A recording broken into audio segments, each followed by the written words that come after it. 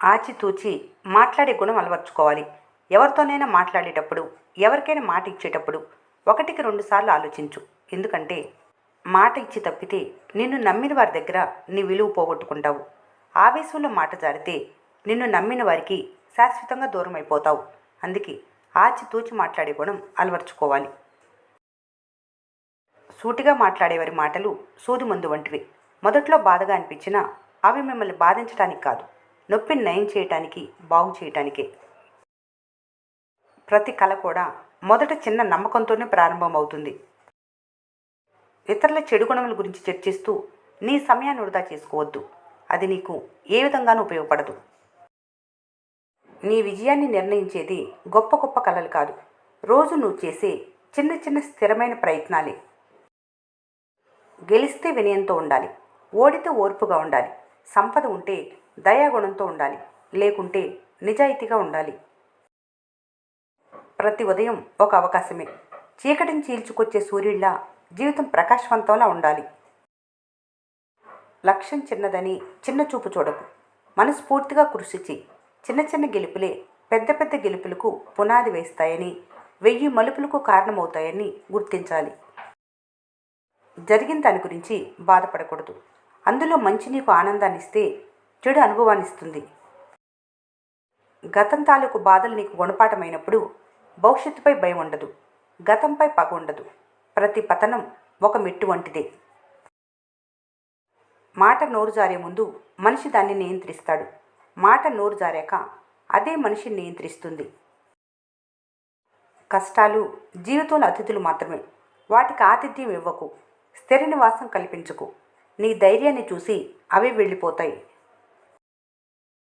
ఈ రోజుల్లో చదువుకోవాల్సింది సమాజాన్ని, నేర్చుకోవాల్సింది మనస్తత్వాన్ని, గ్రహించాల్సింది స్వార్థాలను, నిలుపుకోవాల్సింది వ్యక్తిత్వాన్ని, కలుపుకోవలసింది మంచితనాన్ని.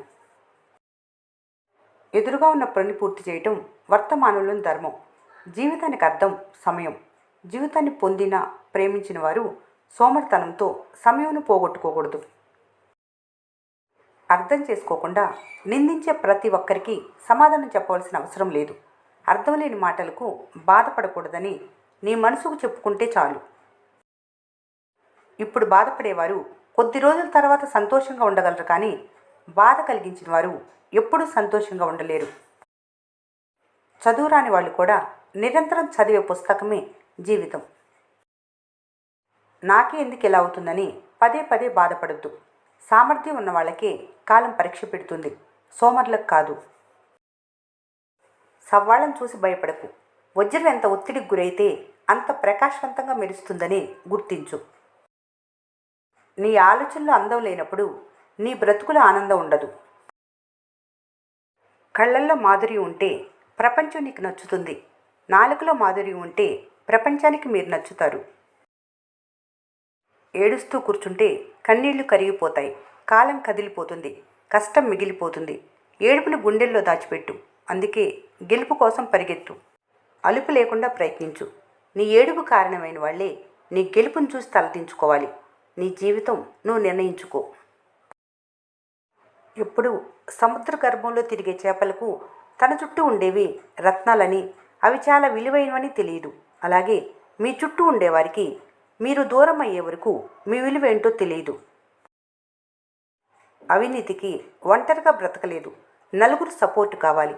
నీతికి ఎవరి తోడు అవసరం లేదు, సింగిల్గా అయినా జీవించగలదు. ఎలా బ్రతకూడదో ఈరోజు తెలియాలంటే ప్రవచనాలే వినవలసిన పని లేదు. మీ జీవితంలో ఎదురైన అనుభవాలు చాలు. సుదీర్ఘ జీవిత పోరాటంలో సహనమే ప్రథమ ఆయుధం. దేనికి భయపడకుండా ముందుకు వెళ్తూ ఉండు. పడిపోతే నేర్చుకోవాలి, ఎదిగితే ఇతరులకు నేర్పించు. నిజాయితీ తాత్కాలికంగా నష్టమే చూపిస్తుంది, కానీ జీవితాంతం గెలుపునే ఇస్తుంది. మీరెంత మేధావులైనా రేపేం జరుగుతుందో తెలియదు. ఒక్క క్షణం చాలు జీవితం అటు ఇటు అవ్వటానికి. కొందరి మౌనం ప్రశాంతంగా ఉన్న సముద్రం లాంటిది. దాని తీవ్రత ఎవరూ లెక్కించలేరు. సమస్యను పరిష్కరించుకోవటం మాత్రమే కాదు, సమస్యలను చేయగలగటం కూడా తెలివికి నిదర్శనం. నీకున్న అలవాట్లే నీ స్థాయిని నిర్ణయిస్తాయి. మంచివైతే సమాజంలో నీ గౌరవాన్ని పెంచుతాయి. చెడ్డవైతే నలుగురిలో నిన్ను తలదించుకునేలా చేస్తాయి. నీ సందేహం తీర్చడానికి ఎవరూ లేనప్పుడు నీ అనుభవమే నీకు మార్గదర్శి. నువ్వు మారినప్పుడే నీ చుట్టూ ఉన్న ప్రపంచం మారుతుంది. మెట్లు చూస్తూ నిలబడిపోతే మేడెక్కలేరు. ప్రణాళికలు వేస్తూ ఉండిపోతే విజయం సాధించలేరు. అడుగు ముందుకు వేసి కార్యాచరణ మొదలుపెట్టాలి. నిర్ణయం తీసుకున్నాక దారి ఎలా ఉన్నా గమ్యం చేరాల్సిందే. ఒక పక్షి పైకెగిరితే మిగతా పక్షులు కూడా తనతో పాటు పైకెగిరి ఆనందిస్తాయి. కానీ మనుషులు మాత్రం ఒక వ్యక్తి పైకి ఎదుగుతుంటే వారిని తొక్కి ఆనందిస్తారు. సొంతగా నేర్చుకున్న దానికంటే అనుభవం నేర్చుకున్న పాఠం చాలా విలువైనది. నీ దగ్గర డబ్బును చూసి నీకు విలువిచ్చే కంటే నీ సంస్కారాన్ని చూసి నీకు ఇచ్చే విలువ చాలా విలువైనది. నమ్మకం అనేది ఉచితంగా దొరికేది కాదు, దాని ఖరీదు జీవితం. ఇష్టాలు అదుపులో లేకపోతే కష్టాలు తప్పవు. నీకొక పని ప్రశాంతతను కలిగించిందంటే అది చేస్తే నువ్వు బాగుపడతావని అర్థం. భగవంతుడు ఆలస్యం చేసిన న్యాయమే చేస్తాడు. ఆ ఆలస్యం వెనుక ఎన్నో అద్భుతాలు దాగి ఉంటాయి. మనసు పరిగెత్తే దారిలో దేహం పరిగెత్తాలనుకుంటుంది. ఆత్మ మాత్రం నిశ్శబ్దంగా చూస్తుంది. చేసిన కర్మలే ఆ నిశ్శబ్దానికి మాటలవుతాయి.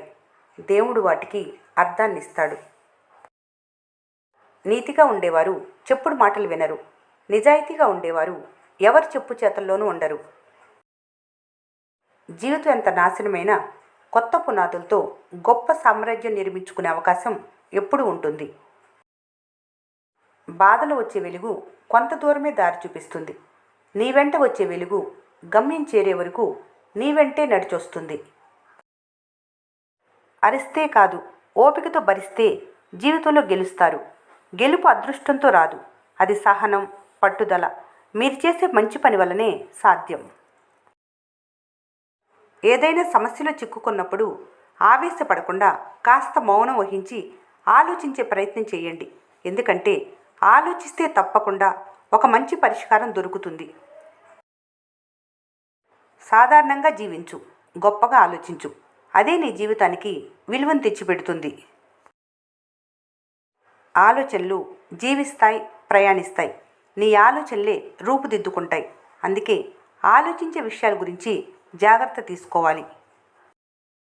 మీలో బలమైన మార్పు రావాలి అంటే మనసుకు అసలైన గాయాలు జరగాల్సిందే. చూసేవారు ఏమనుకుంటారోనన్నా భయంతో బ్రతకటం కాదు, సృష్టికర్త ఏమనుకుంటారో అనే భయంతో జీవించాలి. అదే జీవితం. కాస్త సహనంగా ఉండు. కొన్ని మంచి విషయాలు జరగటానికి కాస్త సమయం పడుతుంది, అంతే. ఈ వీడియో మీకు నచ్చినట్లయితే మన స్నేహ ఛానల్ని లైక్ చేయండి, సబ్స్క్రైబ్ చేసుకోవడం మర్చిపోకండి. Thanks for watching.